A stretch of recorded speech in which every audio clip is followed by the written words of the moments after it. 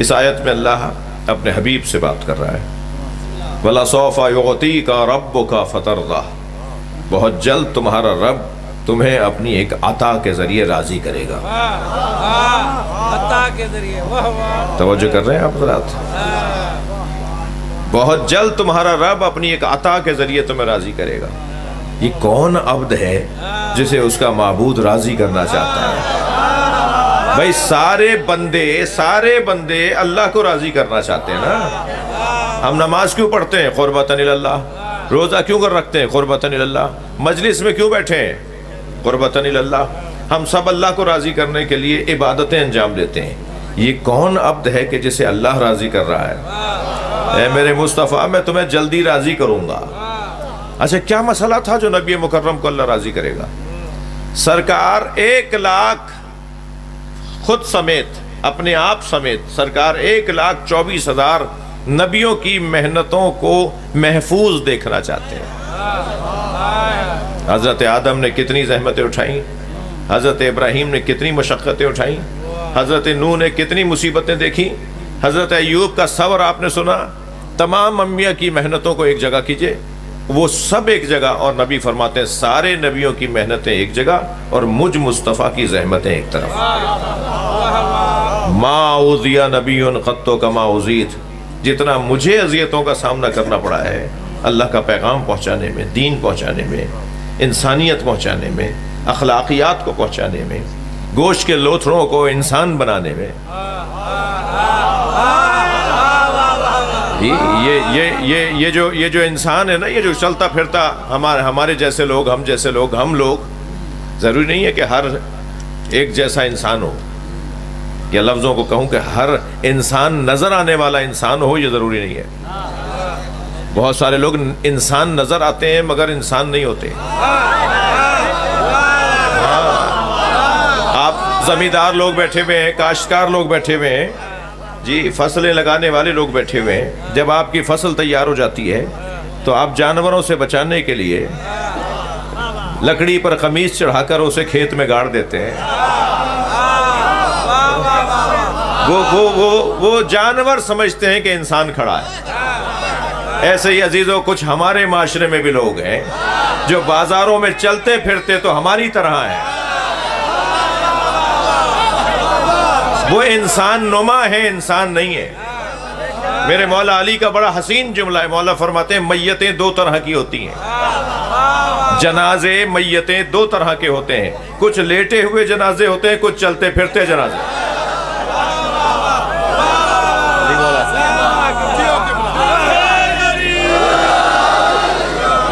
اللہ اکبر۔ یعنی ممکن ہے کوئی چلتا پھرتا نظر آئے اور وہ مردہ ہو، چلتی پھرتی لاشیں۔ جی کیسے طے کریں گے کون زندہ ہے کون مردہ ہے؟ کوئی کسوٹی ہے؟ مولا نے یہ تو بتا دیا کہ یہ پتہ ہی نہیں کہ ہمارے برابر میں آگے آگے جو جا رہا ہے وہ مردہ ہے یا زندہ ہے۔ جس کا ضمیر مر چکا ہو وہ مردہ ہے، جس کا احساس مر چکا ہو وہ مردہ ہے، جسے یہ خیال ہی نہ ہو میرا بھائی پریشان ہے، جسے یہ احساس ہی نہ ہو میرا پڑوسی بھوکا ہے، جسے یہ خیال ہی نہ ہو کہ میرا رستہ خراب ہے، اس سے گزرنے والے پریشان ہوں گے۔ میرے بچوں جوانوں، رستے پر پڑے ہوئے پتھر کو ہٹانا بھی صدقہ ہے۔ آپ کہیں سے گزر رہے ہیں، آپ دیکھ رہے ہیں کہ اینٹ پڑی ہوئی ہے رستے میں، آپ تو اپنی موٹر سائیکل کو، سائیکل کو، گاڑی کو بچا کر نکل گئے، مگر کیا معلوم پیچھے آنے والا اس سے زخمی ہو جائے، گر جائے۔ گاڑی روکو، موٹر سائیکل روکو، اس پتھر کو پھینکو، اٹھاؤ، یہ جو کام انجام دیا جائے گا یہ صدقہ ہے۔ ایک صاحب کہنے لگے پیسے ہی نہیں ہے، میں صدقہ کہاں سے دوں؟ تم نے صدقہ صرف پیسے کے دینے کو سمجھا ہے؟ کسی سے مسکرا کے بات کر لو، یہ بھی صدقہ ہے۔ توجہ کر رہے ہیں؟ کسی سے اچھے اخلاق سے بات کر لو، یہ بھی صدقہ ہے۔ بعض لوگ تو ایسے منہ بگاڑے بیٹھے ہوتے ہیں جیسے ان کا چھٹا جہاز ڈوبا ہے۔ ارے بھائی کوئی آرام سے پیار سے بات کر لو، لوگ پہلے ہی مہنگائی کے مارے ہوئے ہیں، لوگ پہلے ہی گھریلو الجھنوں سے پریشان ہیں، یہ ہر جگہ الجھن رہے گی کیا؟ اور علی والوں کا تو انداز ہی کچھ اور ہے۔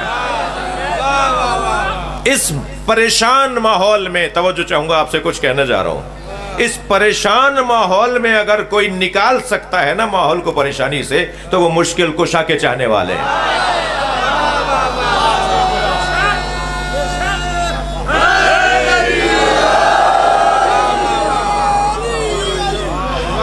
اس پریشان ماحول کو، اس پریشانیوں میں گھرے ہوئے ماحول کو اگر ہمیں کوئی رستہ دے سکتا ہے تو وہ وہی دے سکتا ہے جو مشکل کشا کے ماننے والا۔ کیسے رستہ دینا ہے؟ کیا کریں؟ کیا کریں ہم؟ کیا کریں ہم؟ عزیزان گرامی، ہمیں اپنا اخلاق، اپنا انداز، ہمارا رویہ، ہمارا طریقہ وہ بہتر کرنا ہوگا۔ جتنی اچھی شیعت ہے نا، اتنا ہی اچھا شیعہ ہو۔ تھک رہے ہیں آپ میری باتوں سے؟ شیعت اسلام کی بہترین تصویر کو کہا جاتا ہے، اسلام کی بہترین تفسیر کو کہا جاتا ہے۔ اب اس کے جو حامل ہیں، اس کے جو لے کے چلنے والے ہیں، ان کو اس کے مطابق ہونا چاہیے۔ جی، تین باتیں تو میں بہت ساری کر سکتا ہوں، مگر تین نصیحتیں کر دوں جوانوں کو۔ سنو گے میرے بچوں میری بات کو، اور سننے کے بعد کوشش کرو گے کہ عمل کرو۔ تین نصیحتیں صرف میں آپ سے کر رہا ہوں۔ سب سے پہلی نصیحت، ذرا سنبھل کے سنیے گا، ذرا سنبھل کے بیٹھیے گا، ذرا دل و جگر تھام کے سنیے گا۔ سب سے پہلی نصیحت تو یہ ہے کہ پیسے کی لالچ نہ کرو۔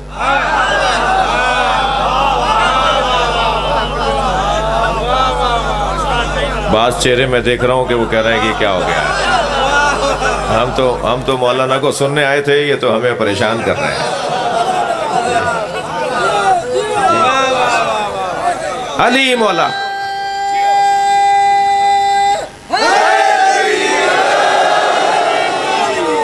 علی مولا کا چاہنے والا پیسے کا پجاری نہیں ہوتا۔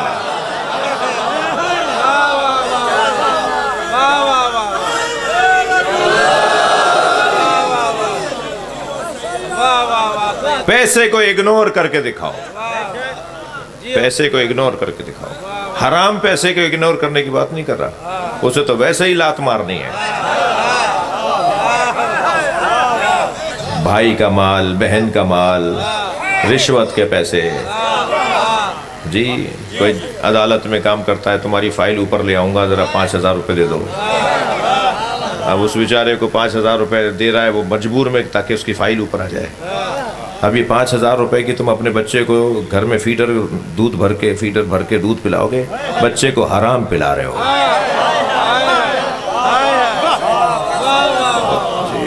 مجھے معاف کرنا بھائی میرے جوانوں، آج کل ہر تیسرا بندہ، میں احتیاط سے بول رہا ہوں ورنہ ہر دوسرا بندہ کہتا ہے مجھے سرکاری نوکری دلوا دیں۔ بھائی سرکاری نوکری کیوں کرنی ہے؟ وہ پہلے سے ہی سوچے ہوئے مجھے حرام کھانا ہے۔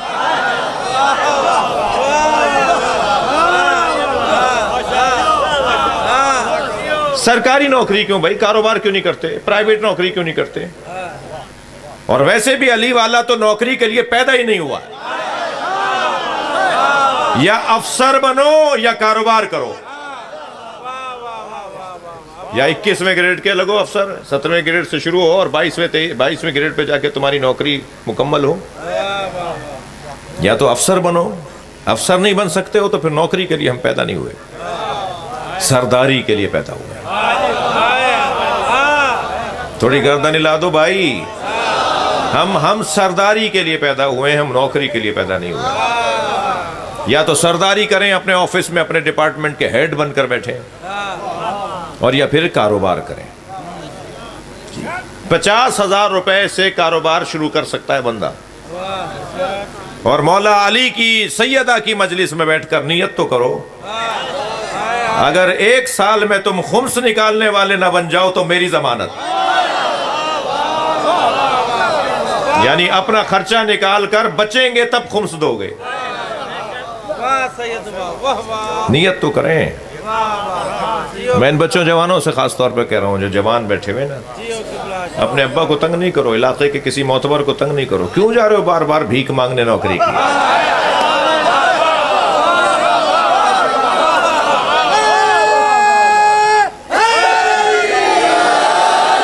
بھائی کوئی ناراض نہ ہو، میں جھوٹے سیاستدانوں کی دکانیں بند کر رہا ہوں.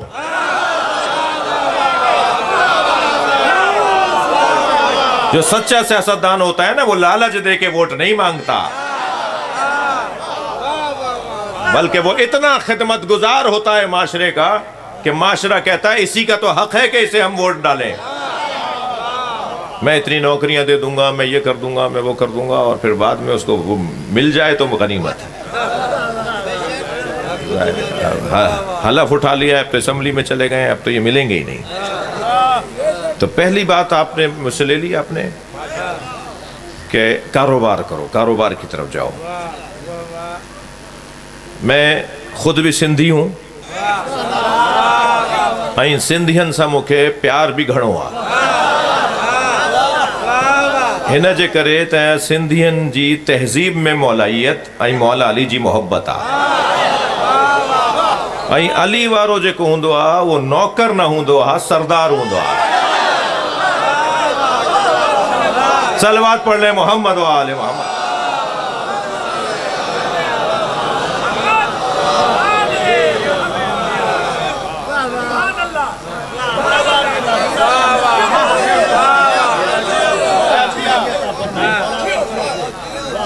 لہٰذا کاروبار کی طرف جائیں. بی بی کی مجلس میں بیٹھ کر دعا دے رہا ہوں جو یہ نیت کر رہا ہے اس کے لیے. اور جو کاروباری لوگ ہیں، ہمارے میمن برادری، ہماری شیخ برادری، یہ ہمارے ہندو برادری، ان سے سیکھ لو بھائی کام، ان سے سیکھ لو کہ کاروبار کیسے کرتے ہیں. جی پہلی نصیحت ہو گئی، پیسے کو اگنور کرو، پیسے کی لالچ نہیں کرو، پیسے سے دوستی نہیں کرو. میں آپ کو زیادہ نہیں کہہ سکتا کچھ چیزیں، ممبر پر ہوں، مائک پر ہوں، مگر میں آپ کو یقین سے کہہ رہا ہوں کہ جتنا پیسے کو لات ماریں گے اتنا ہی لاتوں سے جڑے گا. جتنا اس کو نظر انداز کریں گے اتنا چپٹے گا. پیسہ بڑھتا چلا جائے گا جتنا اس کو آپ دور ہٹائیں گے. ہم نے بہت سارے تجربے کیے ہیں. ایک میری بات پہ ایک تجربہ کرنے میں کیا عیب ہے؟ مولانا پتہ نہیں کیا کیا باتیں کر رہے تھے. تو تجربہ کر لیجئے، ہو سکتا ہے میری بات صحیح نکل آئے. آپ نے 85 باتوں پہ تجربے کیے ہیں. پہلی نصیحت ہو گئی.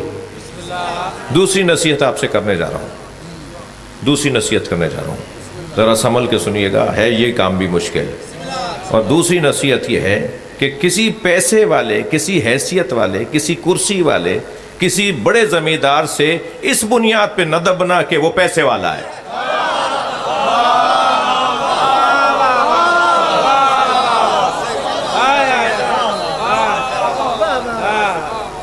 میرے مولا چوتھے دور حکومت میں جب کرسی پر آ کر بیٹھے، جب چوتھے دور حکومت میں میرے مولا اس زینے پہ جا کے بیٹھے جس میں نبی بیٹھتے تھے.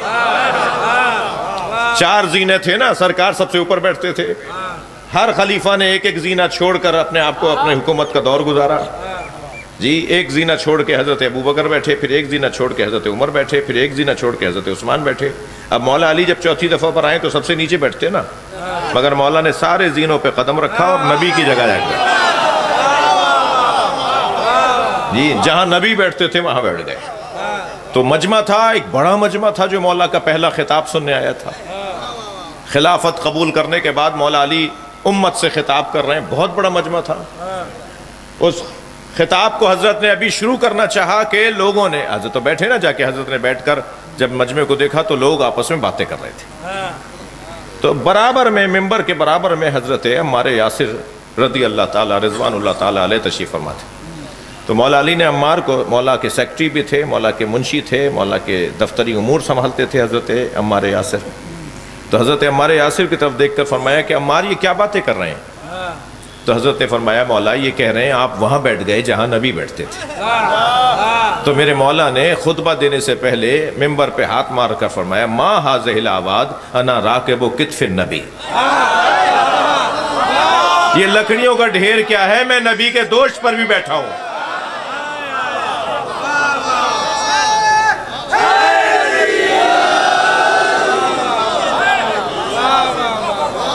میں دوش مصطفیٰ کا سوار ہوں بھائی، یہ تو نبی کی جگہ بیٹھنے کی جگہ ہے، میں تو نبی کے شانوں پر بیٹھا ہوں۔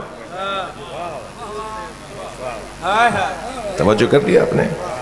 ایک صاحب کہنے لگے کہ دوش نبی پہ تو مہر نبوت لگی ہوئی تھی، اور مہر نبوت پر تو، اور نبی تو خود قرآن ہے، نبی تو خود نور ہے، نبی کے اوپر کوئی کیسے بیٹھ سکتا ہے؟ تو میں نے کہا تمہیں پتہ نہیں ہے، قرآن پہ قرآن رکھ دو تو نیچے والے کی توہین نہیں ہے۔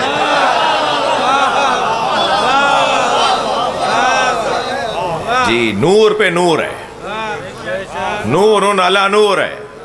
میں سمجھتا ہوں کہ یہ جو محاورہ ہے نا مولانا، نور علی نور والا محاورہ، کہتے ہیں نا کوئی کام اگر اچھا ہو اور اچھا ہو جائے تو کہتے ہیں نور علی نور، تو یہ نور علی نور کو ہی یہ منظر کہتے ہیں جب نبی کے دوش پہ علی تھے، نور پر نور۔ تو حضرت نے خطبہ ارشاد فرمایا، اور خطبے کے بعد پھر بیعت کا سلسلہ شروع ہوا۔ تو حضرت مالک اشتر فرماتے ہیں کہ میں نے ایک ایسی شخصیت کو مسجد میں آتے ہوئے دیکھا جسے میں نہیں پہچانتا تھا۔ مالک چیف سیکیورٹی افسر تھے مولا علی، پوری مملکت کے محافظ اول تھے جی، اور سارے حفاظتی امور حضرت مالک اشتر کے حوالے تھے۔ اب ایک نیا بندہ داخل ہو رہا ہے جسے کوئی پہچانتا نہیں ہے، تو حضرت مالک اشتر کہتے ہیں کہ میں نے حضرت عمار یاسر سے پوچھا یہ آنے والا کون ہے؟ وہ آگے بڑھتا جا رہا ہے، مولا سے وہ ملا، بعد میں بیٹھا مولا کے ساتھ۔ تو مالک اشتر نے پوچھا تو عمار نے بھی کہا، دیگر شخصیات نے بھی کہا کہ نہیں میں نہیں پہچانتا، مگر مولا نے اسے دیکھ کر اپنی جگہ سے کھڑے ہو گئے۔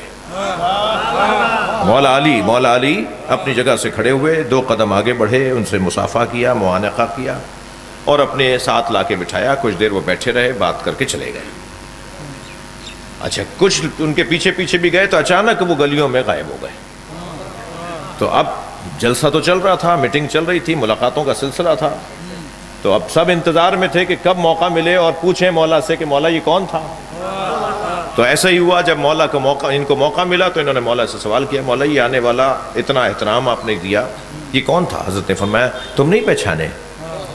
کہا نہیں یا علی ہم نہیں پہچانے۔ فرمایا یہ اللہ کے نبی خضر تھے، خضر پیغمبر۔ 4 نبی ابھی زندہ ہیں نا، میرے بچے بتائیں گے کون کون ہیں وہ؟ حضرت عیسیٰ، حضرت ادریس، حضرت الیاس، حضرت خضر، یہ 4 نبی ابھی بھی زندہ ہیں، ابھی موجود ہیں۔ جو 4 نبیوں کے زندہ ہونے کو مانتے ہیں وہ امام زمانے کی عمر کو نہیں مانتے۔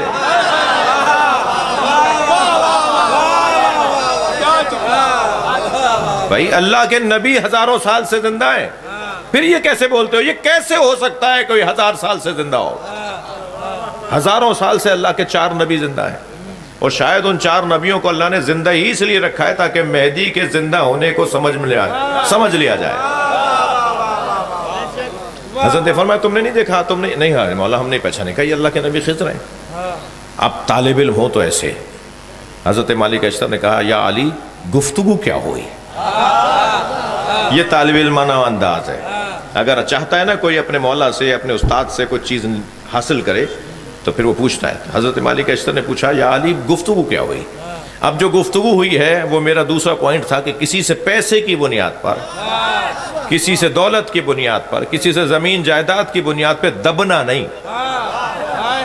یہ میں دوسری نصیحت کر رہا تھا آپ کو، اب وہ میری دلیل آ رہی ہے۔ حضرت نے فرمایا جب خضر آئے تو خضر سے میں نے کہا کہ آپ اللہ کے نبی ہیں، آپ اللہ کے ولی ہیں، مجھے کوئی ہدیہ دیں۔ کہ میں آپ کے لیے ایک ہدیہ لے کر آیا ہوں۔ اچھا میں اور آپ جب ایک دوسرے کے پاس جاتے ہیں تو ہم تو کوئی مٹھائی کا ڈبہ، کوئی جوڑا، کوئی کپڑا، کوئی مثال کے طور پہ کیا پسند ہے وہ لے جاتے ہیں۔ اچھا یہ ضرور پوچھتے ہیں کیا پسند ہے، مثلا جو چیز پسند ہوتی ہے وہ ہم اپنے عزیزوں کو ہدیہ دیتے ہیں نا۔ اب اگر کسی کو پسند ہی علم ہو،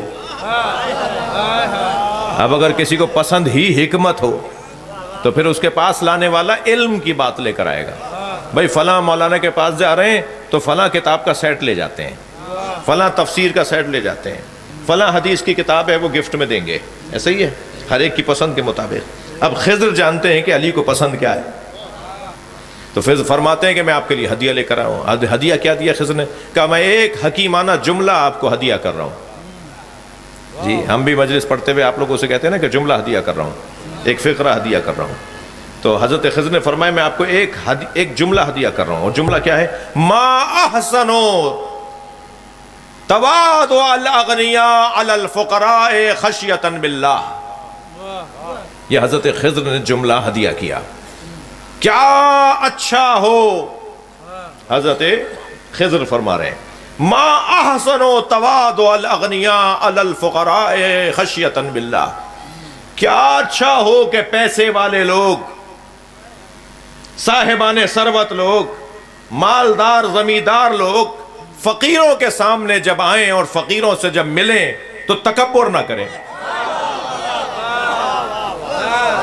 بھائی تھوڑی گردن ہلا دیجئے باجرے، اور خاص طور پہ جو زمیندار بیٹھے ہیں وہ تو گردن ہلائیں۔ یہ حضرت خضر دے رہے ہیں جملہ حضرت علی علیہ السلام کو، ہدیہ کر رہے ہیں، کتنا اچھا ہے کہ پیسے والے لوگ فقیروں سے ملیں تو تکبر نہ کریں۔ ما احسنو تواضع الاغنیاء، تواضع الاغنیاء پیسے والے لوگ، ان کے ہاں تواضع ہو، علی الفقراء خشیۃ باللہ، اللہ سے ڈرتے ہوئے، اللہ کی خاطر غریبوں کے سامنے تواضع سے پیش ہوں، تکبر نہ کریں۔ مولا علی نے فرمایا خضر آپ کا شکریہ، آپ نے مجھے جملہ ہدیہ کیا۔ خضر نے کہا میں اگر حکیم ہوں تو آپ ابو الحکم ہیں، میں اگر حکیم ہوں تو یا علی آپ ابو الحکم ہیں، آپ بھی مجھے کچھ عطا کریں۔ اب مولا علی نے جو عطا کیا ہے وہ میرا مطلب ہے، میرا مضمون ہے۔ مولا علی فرماتے ہیں ما احسنو تکبر الفقراء علی الاغنیاء ثقۃ باللہ، کتنا اچھا ہے کہ غریب امیروں سے اکڑ کر بات کریں، اللہ پر بھروسہ کرتے ہوئے۔ صلوات پڑھیں محمد و آل محمد۔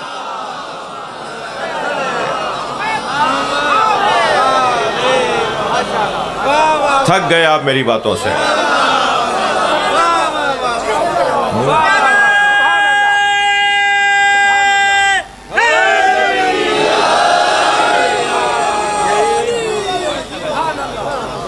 میں باغی بنانے نہیں آیا،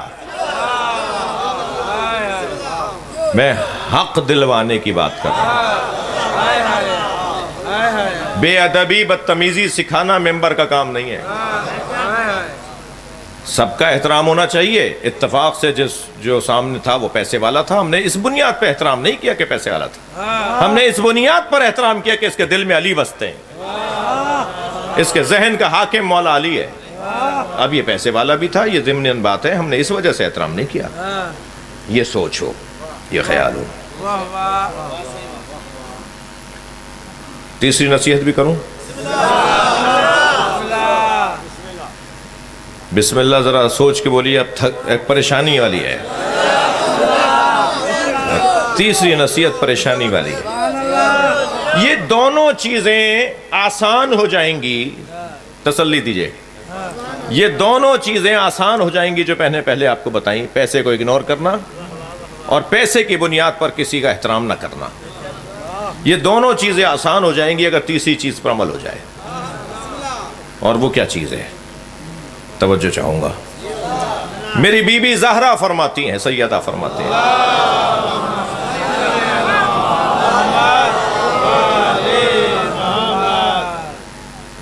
بی بی مجھ سے آپ سے راضی ہوں، وقت بہت تنگ ہو گیا ہے، بس اس پیغام کو لے لیجئے، بی بی کی رضایت کے لیے تقریر ہو رہی ہے، بی بی کو خوش کرنے کے لیے آپ آئے ہوئے ہیں، ہم سب سیدہ کے دربار میں بیٹھے ہیں۔ جی تیسری نصیحت، من اسعدا، پہلے حدیث سن لیجئے، سر بی بی کی حدیث سنا رہا ہوں، بی بی کا فرمان سنا رہا ہوں۔ من اسعدا الی اللہ خالص عبادتہ احبط اللہ الیہ افضل مصلحتہ، سیدہ زہرا کا فرمان، بی بی فاطمہ کا فرمان، فرماتی ہیں جو مخلص ہو کر زندگی گزارتا ہے جو مخلص ہو کر زندگی گزارتا ہے پھر اللہ اس کی زبان پر حکمتوں کو جاری کرتا ہے۔ تیسری نصیحت میری یہ ہے کہ اپنے کاموں میں خلوص کو بڑھایا جائے۔ کسی کو دکھانے کے لیے مجلس نہیں کر رہے، کسی کو دکھانے کے لیے نماز نہیں پڑھ رہے، کسی کو دکھانے کے لیے روزہ نہیں رکھا ہم نے۔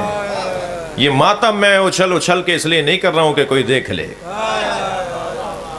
یہ علم میں گھر پہ اس لیے نہیں لگا رہا ہوں کہ میری کہیں تعریف ہو، کہیں مجھے فائدہ ہو جائے، بلکہ یہ ساری عبادتیں للہ، یہ ساری عبادتیں اللہ کی خاطر کر رہا ہوں۔ جب میں اپنے سارے کام اللہ کے حوالے کر دوں گا تو پھر اللہ کریم ہے، پھر ہمارے سارے کاموں میں رونق آنا شروع ہو جائے گی۔ آپ نے تعریف کی، آپ کا شکریہ، آپ نے تعریف کی بھائی فلاں حسینی، آپ نے بھائی فلاں بڑا اچھا کام کیا، بھائی آپ کی مہربانی، آپ نے تعریف کی، مگر میں نے اس لیے نہیں کیا، میں نے تو اللہ کے لیے کیا ہے۔ اگر بولوں بھی نہیں تو اپنے آپ کو سمجھاؤں، اندر اندر اپنے ذہن میں لے کر آؤں کہ میں اس وجہ سے نہیں کر رہا تھا، میں تو اس لیے کر رہا تھا کہ میرا اللہ مجھ سے راضی ہو جائے۔ جو مخلص ہوتے ہیں نا، جو خلوص والے لوگ ہوتے ہیں، ان کی زندگی کی برکتیں کچھ اور ہیں۔ میرے بچوں جوانوں، سیدہ ہمیں مخلص دیکھنا چاہتی ہیں، مخلص ہو جائیں۔ وہ گھرانہ تو مخلص ہے، اہل بیت کو اللہ نے قرآن میں مخلص کہا ہے، الا المخلصین۔ شیطان مخلصوں کو بہکا دیتا ہے، مخلصوں کو نہیں بہکاتا۔ مخلص اور ہے، مخلص اور ہے۔ مخلص وہ ہے جو اپنے آپ کو خالص کرے، مخلص وہ ہے جسے اللہ خالص کرے۔ اللہ نے اہل بیت کو خالص کر کے بنایا ہے، ان کے وجود میں سوائے للہیت کے کچھ اور نہیں ہے۔ خلوص، سچائی۔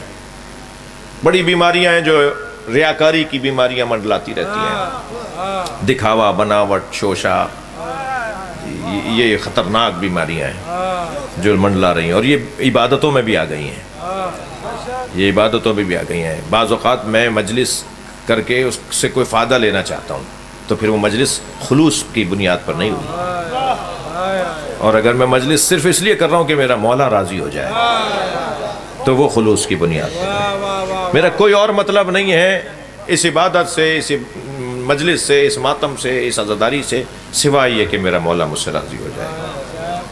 خلوص، یہ خلوص علی ہے جی، کہ انہوں نے کہ مولا نے ان لوگوں کی گردنیں اتاری جن کے بچوں کو پھر علی کے بچوں کے ساتھ جو دشمنی کی، یعنی مولا کو تو پتا تھا نا، آپ کو مجھے پتا ہے کہ میں آج اگر کسی کے ساتھ فلاں کام کروں تو اس کے خاندان والے میرے ساتھ کیا کریں گے۔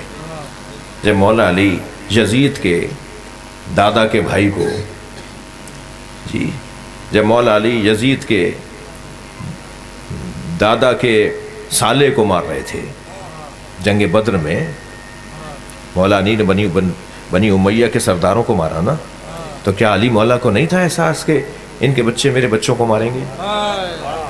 مگر علی نہیں سوچ رہی ہے، اس لیے نہیں سوچ رہے کہ میں اللہ کی خاطر کام کر رہا ہوں، اور جب اللہ کی خاطر میں کام کر رہا ہوں تو کیا ہوگا، مجھے اس سے کوئی غرض نہیں۔ جو مخلص ہوتا ہے نا، وہ کہتا ہے میری ذمہ داری کیا ہے، میں پابند فرائض ہوں، پابند نتائج نہیں ہوں۔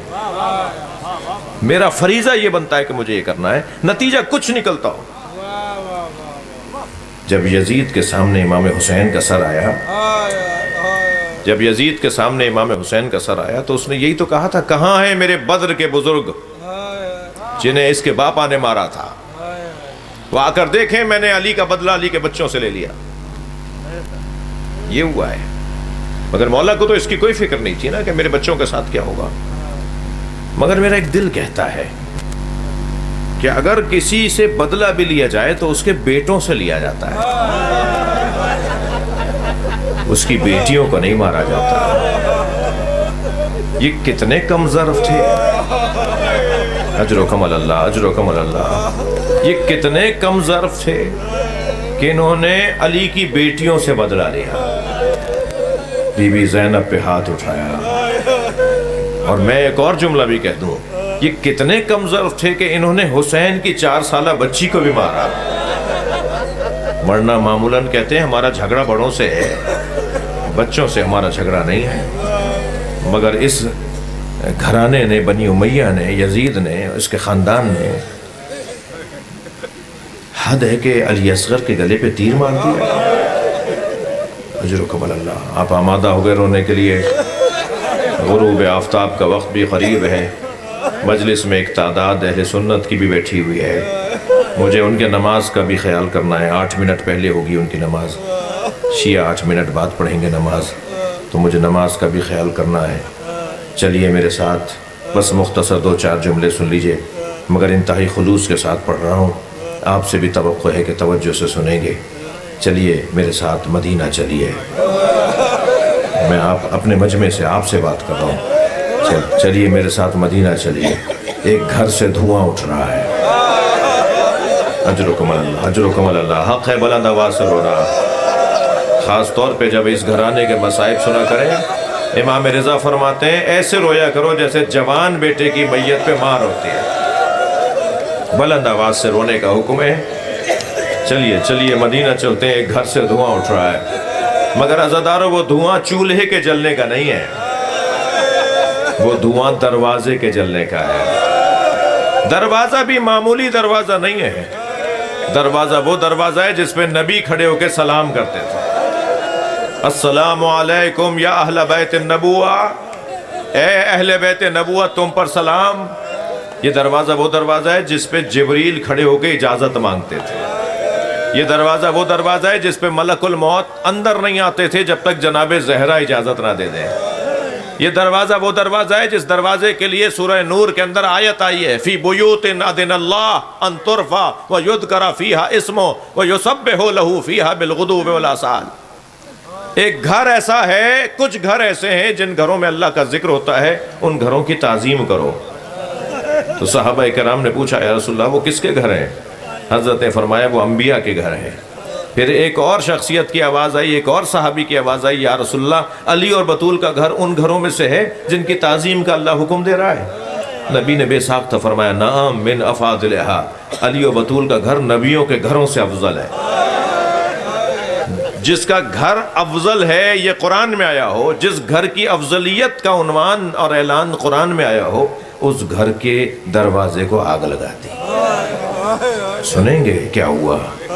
جب دروازہ آدھا جل گیا تو ایک شخص نے اپنے غلام سے کہا اسے لات مار کے گرا دے۔ بس 2 جملے کہہ رہا ہوں، وہ جلتا ہوا دروازہ گرا ہے سیدہ کے اوپر۔ آیت اللہ فضل و کمپانی کہتے ہیں اس دروازے میں لوہے کی کیل تھی جس نے سیدہ کی پسلیاں توڑ ڈالی، اور سیدہ دروازے کے نیچے تھیں۔ ایک شخص کہتا ہے کہ ہم گھر میں داخل ہو رہے تھے، میں نے دروازے پہ پیر رکھ کر جانا چاہا تو مجھے خیال آیا کہ دروازے کے نیچے زہرا گری ہوئی ہیں۔ تھکے نہیں، میں بس 2 جملے کہہ رہا ہوں۔ کہتا ہے میں پیر رکھتے رکھتے میں نے پیر ہٹا لیا، یہ سوچ کر کے اس بی بی کا مقام بہت بلند ہے، مگر علی کا بغض غالب آیا تو میں نے پیر رکھ دیا، اور جب میں نے دروازے پر پیر رکھا تو آواز آئی فضا میرا محسن شہید ہو گیا۔ اجرکم اللہ، اجرکم اللہ۔ گریہ ہو گیا، مجلس ہو گئی عزادارو۔ بس 2 جملے اور سن لیجئے، ہمارا رونا اس بات پر ہے۔ ایک صاحب کہنے لگے آگ نہیں لگائی تھی، صرف کہا تھا کہ آگ لگا دوں گا۔ ایک سنی عالم فرمانے لگے کہ نہیں کتابوں میں ہے، مگر آگ نہیں لگائی تھی، صرف دروازے پہ کھڑے ہو کر کہا تھا اے فاطمہ علی کو باہر بھیجیں ورنہ میں اس گھر کو آگ لگا دوں گا۔ میں کہتا ہوں یہ کہہ دینا ہی کافی ہے کیونکہ سامنے فاطمہ ہے۔ وہ جو جملہ کہا نا، ہم چلیں کچھ دیر کو آپ کی بات مان لیتے ہیں کہ آگ لگائی نہیں تھی، صرف دھمکی دی تھی، تو ہم تو روئی اس بھی رہے ہیں۔ یہ جو جملہ تھا نا اس نے آج تک ہمارے سینے میں آگ لگائی ہے۔ کس کو بولا تھا کہ گھر کو آگ لگا دوں گا؟ اور جبکہ وہاں سے جواب آ رہا ہے اس گھر میں فاطمہ، اس گھر کے اندر حسنین رہتے ہیں۔ تو عربی کے اندر جملہ ہے جو انہوں نے کہا وَإِن کوئی رہتا ہوں میں آگ لگا دوں گا۔ اور عزادارو سیدہ مولا علی کو بچانے کے لیے بھول گئیں کہ میرا محسن شہید ہو گیا، سیدہ بھول گئیں کہ میری پسلیاں ٹوٹی ہوئی ہیں، علی کو لے جا رہے تھے، نبی نے وصیت، ابھی آپ مولانا سے میں جب آیا تو کچھ جملے میں نے سنے، مولانا بیان کر رہے تھے نا کہ نبی نے وصیت فرمائی تھی، عہد لیا تھا، وعدہ لیا تھا مولا علی سے کہ میرے بعد تمہاری زوجہ پہ ہاتھ اٹھایا جائے گا، مگر علی مجھ سے وعدہ کرو تم تلوار نہیں اٹھاؤ گے۔ تو مولا علی فرماتے ہیں اگر میں نے نبی سے عہد نہ کیا ہوتا تو مدینے کی گلیوں کو خون سے رنگین کر دیتا۔ اجرکم اللہ، اجرکم اللہ۔ ادھر مولا علی نبی کی وصیت کے پابند ہیں، ادھر مولا کے سامنے ان کے زوجہ پہ ہاتھ اٹھایا جا رہا ہے۔ اب علی کو لے جا رہے ہیں، ایک زہرا ہے جو علی کو روک رہی ہیں اور 4 مرد ہیں جو علی کو کھینچ رہے ہیں۔ آیت اللہ ابراہیم امینی کہتے ہیں سیدہ کے پیر زمین پہ خط بنا رہے تھے، تو ایک شخص نے اشارہ کر کے کہا کہ ہاتھ چھڑواؤ، تو جو کھینچنے والوں میں قنفذ تھا نا، اس نے تلوار کا دستہ بی بی کے بازو پہ مارا، بی بی کے بازو پہ تلوار کا دستہ لگنا تھا، سیدہ کا ہاتھ چھٹ گیا اور آواز دی علی میں نے تمہیں اللہ کے حوالے کیا۔ آخری جملہ سن لیجئے، جس بازو پہ تلوار کا دستہ لگا تھا نا، وہ بازو سیدہ، اس ہاتھ سے سیدہ سے تسبیح نہیں پڑھی جاتی تھی۔ اجرکم اللہ، اس ہاتھ سے سیدہ سے تسبیح نہیں پڑھی جاتی تھی، وہ ہاتھ سیدہ کا قنوت میں اٹھتا نہیں تھا۔ اجرکم اللہ۔ حتیٰ ایک دن مولا علی نے پوچھ لیا سیدہ آپ نے نماز میں قنوت نہیں پڑھا؟ فرمایا یا علی میں آپ کی آزمائش میں نہیں ڈالنا چاہتی، میرا یہ ہاتھ اٹھتا ہی نہیں ہے۔ اور پھر جب جناب زہرا کو مولا علی نے غسل دیا نا تو چیخ مار کے روئے، تو سلمان نے بعد میں کہا مولا آپ جیسا صابر امام نہیں دیکھا۔ حضرت نے فرمایا میں فاطمہ کو غسل دے رہا تھا، 2 پسلیاں ٹوٹی ہوئی تھی، سیدہ کے بازوؤں پہ ورم تھا، فاطمہ نے مجھے نہیں بتایا میں زخمی ہوں۔ اللہ لعنت اللہ علی القوم الظالمین۔ آج شہادت کا دن گزرا ہے، کل شہادت کا دن گزرا تھا، حسنین یتیم ہو گئے ہیں، زینب کی ماں مر گئی ہیں، امام حسین ماں سے محروم ہو گئے ہیں۔ اجرکم اللہ، اجرکم اللہ۔ جنہیں رونا آ رہا ہے، جن کے مذہب میں رونا جائز ہے، وہ تکلف نہ کریں۔ کتنا دکھ ہوا ہوگا جناب زہرا کو کہ جس کا نبی کھڑے ہو کر احترام کرتے ہوں، اسے دربار میں گھنٹوں کھڑا کیا۔ کتنی تکلیف ہوئی ہوگی جناب زہرا کو، جس کا نبی احترام کرتے تھے اس کا دروازہ جلا دیا۔ بس 2 جملے اور سن لیجئے، حکم ہے، فرمائش ہے، میں ایک جملہ کہتے ہوا گزر رہا ہوں۔ عزادارو، جناب زہرا نے بچوں کو جمع کیا اور جمع کر کے فرمایا حسن و حسین تمہاری ماں بیمار ہے نا، اور جب کوئی بیمار ہو تو اس کی شفا کی دعا کرتے ہیں نا، تو بچوں نے کہا ہاں ماں ہم شفا کی دعا کریں گے۔ کہ اپنے ہاتھ اٹھاؤ میں دعا کرتی ہوں تم الہی آمین کہو۔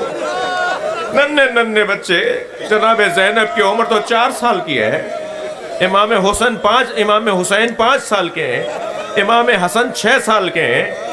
بلا تشبیہ ہمارے گھروں میں بھی تو بچے ہیں نا، کچھ دیر کے لیے تصور کیجئے 5 سال کا بچہ کتنا بڑا بچہ ہو۔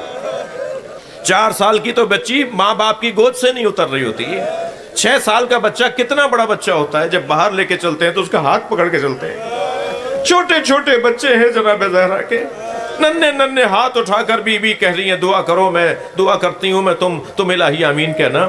بچوں نے ہاتھ اٹھائے میں، اب جملہ سنیں، جناب زہرا نے ایک دعا کی جس پہ بچوں کی چیخیں نکل گئیں، اور دعا یہ کی اللہم عجل وفاتی، یا اللہ میری موت کو قریب کر دے، یا اللہ مجھے دنیا سے اٹھا لے۔ بچے روتے ہوئے ماں سے لپٹ گئے، اب ماں میں چھوڑ کے کہاں جا رہی ہوں؟ کہا حسنین اب میں اس دنیا میں نہیں رہنا چاہتی، میں اس دنیا کو چھوڑنا چاہتی ہوں۔ اجرکم اللہ۔